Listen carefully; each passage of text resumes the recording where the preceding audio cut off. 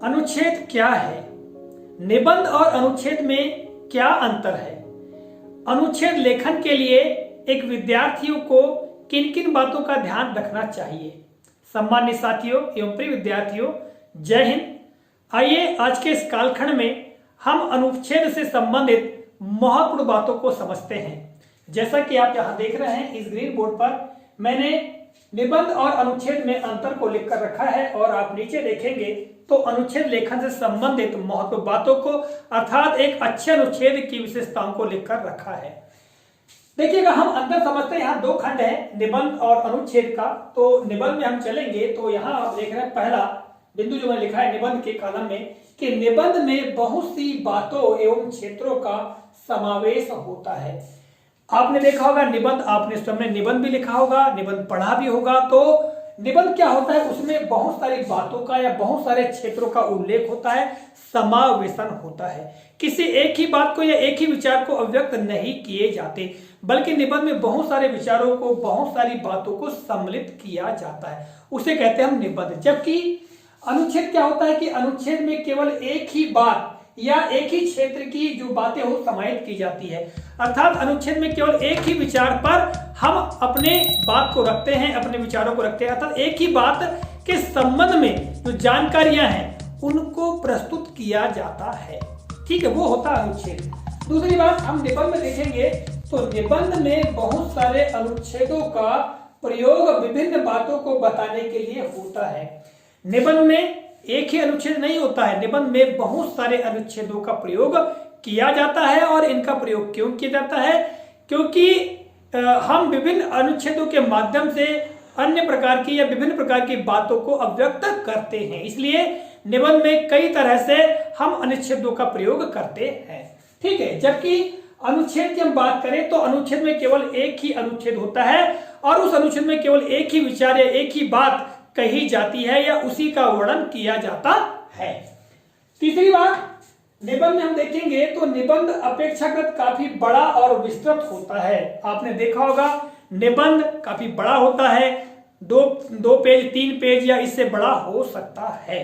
ठीक है, किंतु अनुच्छेद की हम बात करेंगे, अनुच्छेद अपेक्षाकृत काफी छोटा, शीर्षक सहित 10 से 12 पंक्तियों का होता है।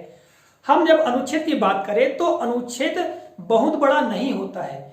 शीर्षक को भी मिला दे मान लिया जाए तो उसके सहित 10 से 12 पंक्तियों का ही होता है। और 10 से 12 पंक्तियों का क्यों होता है? क्योंकि जो अनुच्छेद होता है उसमें सार गर्भित बातों को ही समाहित किया जाता है, निरर्थक या उदाहरणों को इसमें समाहित नहीं किया जाता है।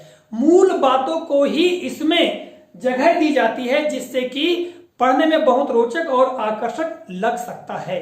तो जो अनुच्छेद होता है, अनुच्छेद केवल 10 से 12 पंक्तियों का होता है, ज्यादा बड़ा नहीं होता है। जबकि निबंध बड़ा होता है, इसमें काफी ज्यादा अनुच्छेद होते हैं और यह 3 से 4 पृष्ठों का भी हो सकता है।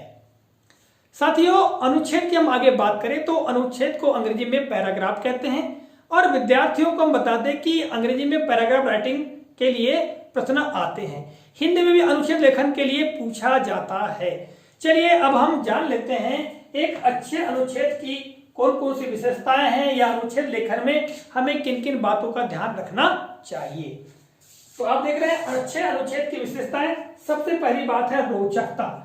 हमको अनुच्छेद इस तरह से लिखना चाहिए या वह अनुच्छेद अच्छा माना जाता है जो रोचक हो। अर्थात जब पाठक किसी अनुच्छेद को पढ़ता है तो उसको पढ़ने में रुचि लगना चाहिए, उसको उत्सुकता होनी चाहिए कि आगे और क्या कहा गया है। तो इस तरह से जो अनुच्छेद है वो कैसा होना चाहिए? रोचक होना चाहिए। और रोचक बनाने के लिए हमें ऐसी बातों को समाहित करना चाहिए जो पढ़ने में सार्थक और मजेदार लगे। ठीक है। दूसरा है युक्ति युक्तता। युक्ति युक्तता से आशय है तर्क संगतता। अर्थात जो अनुच्छेद है वो तर्क संगत होना चाहिए, उसमें तर्कपूर्ण बातों को ही समाहित करना चाहिए। तीसरा है गंभीरता। देखिएगा, अनुच्छेद जो है उसमें गंभीर बातों को ही समाहित करना चाहिए। अर्थात अनुच्छेद में गंभीरता होनी चाहिए। फूहड़ या हल्की बातों से हमें बचना चाहिए। अनावश्यक बातें हमें अनुच्छेद में बिल्कुल नहीं लिखना चाहिए। ऐसी बातों को ही समाहित करना चाहिए जो वजनदार हो, जिनका वजन पड़े, अर्थात पाठक आकर्षित हो उसको पढ़ने के पश्चात। अगला है संबद्धता, अर्थात एक वाक्य दूसरे वाक्य से संबंधित हो। जो अनुच्छेद है वो इस प्रकार लिखना चाहिए कि एक बात लिखी गई है तो उससे संबंधित अगली बात होनी चाहिए। इस तरह से बातें अंतर संबंधित होनी चाहिए। अगला है उदाहरण या अन्य निरर्थक बातों से रहित। देखिएगा जो अनुच्छेद है वो उदाहरणों से हीन, अर्थात उसमें उदाहरण नहीं होना चाहिए या अन्य निरर्थक बातें उसमें समाहित नहीं करना चाहिए। आगे हम देखेंगे तो एक ही विचार की व्याख्या हो। अनुच्छेद में विशेष तौर से एक ही बात या एक ही विचार की व्याख्या होनी चाहिए। अन्य बातों को या बहुत सारी बातों को एक ही अनुच्छेद में जगह नहीं देना चाहिए। निबंध की हम बात करते हैं तो निबंध में अलग अलग बातों को बताने के लिए अलग अलग अनुच्छेदों का ही प्रयोग किया जाता है। तो अनुच्छेद लेखन में एक बात ध्यान रखें, केवल एक ही विचार या एक ही बात का वर्णन होना चाहिए। आगे हम बात करेंगे तो आदि व अंत के वाक्य प्रभावशाली हो। प्रारंभ का, आदि अर्थात प्रारंभ का, और अंत यानी आखिरी का जो वाक्य है वो कैसे होना चाहिए? आकर्षक और प्रभावशाली होना चाहिए। जिस तरह से हम जब निबंध लिखते हैं तो निबंध लेखन में प्रस्तावना में हम आकर्षक और महत्वपूर्ण बातों को समाहित करते हैं और उपसंहार में भी बहुत ही महत्वपूर्ण और आकर्षक बातें और रोचक बातों का समावेशन किया जाता है। इसी तरह से अनुच्छेद में भी प्रारंभ का वाक्य और अंत का वाक्य बहुत ही मजेदार और सारगर्भित होना चाहिए। तो ये थी अनुच्छेद लेखन से संबंधित कुछ महत्वपूर्ण विशेषताएं।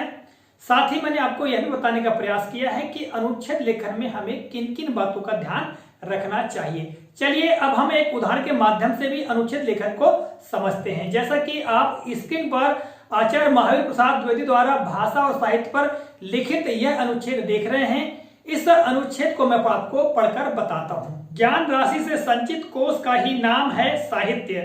सब तरह के भावों को प्रकट करने की योग्यता रखने वाली और निर्दोष होने पर भी यदि कोई भाषा निज का साहित्य नहीं रखती तो वह रूपवती भिखारिन की तरह कदापि आदरणीय नहीं हो सकती। उसकी शोभा, श्री संपन्नता और मान मर्यादा उसके साहित्य पर ही अवलंबित रहती है।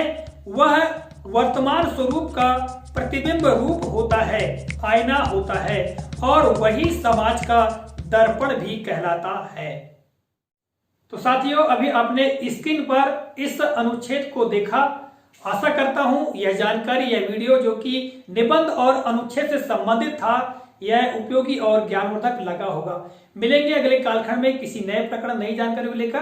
तब तक नमस्कार, जय हिंद, वंदे मातरम।